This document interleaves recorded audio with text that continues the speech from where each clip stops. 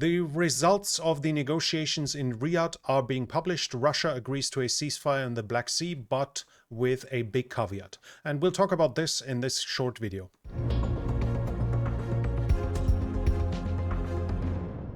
Surfshark VPN is sponsoring this channel for this month. If you want to bypass geo-blocking or hide your internet activity all with a convenient app, then use Surfshark VPN for just $2.09 a month by using my link. You get 4 months extra as well. Thank you, Surfshark, for sponsoring this channel.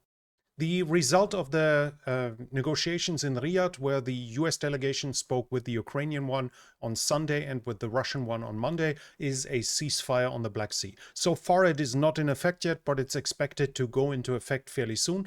Both sides have agreed to guarantee safe travel of ships. They both agreed to not use violence to address shipping, and both have agreed to stop the usage of trade ships for military purpose in the Black Sea. In return, the US government is going to lift first sanctions on Russian agricultural products, but by now it became clear that this is far from everything that Russia is demanding. The Russians are demanding that the National Agricultural Bank, as well as other banks, are being reconnected to SWIFT. The Russians are demanding that the embargo to import agricultural machinery, as well as other wares that are being used to produce food as well as agriculture, are being allowed to be imported into Russia again. Also, all sanctions, other sanctions on trade for producers of food, as well as sanctions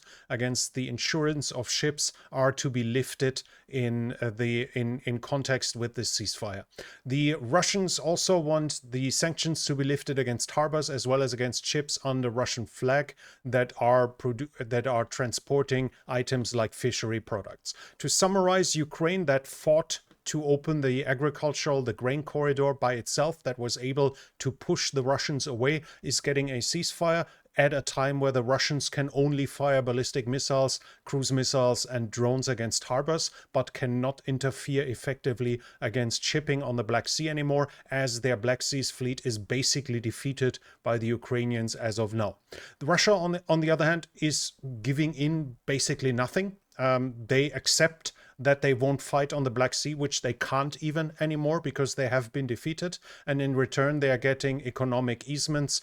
In return, they are getting economic aid, basically, by lifting sanctions. Once again, the US government has only put pressure on Ukraine, but has not achieved any concession to speak of, even from Moscow. Again, the US government seems to be only pushing on Ukraine to achieve anything in this war, or to end this war. That was already it with this short video. If you liked it despite the topic, please give it a thumbs up. It helps with the algorithm. If you have something to add, use the comment section. If you're new here, I would like to invite you to subscribe to the channel and hit the bell icon. But that's it from me for now. Thank you for watching, and I'll be back.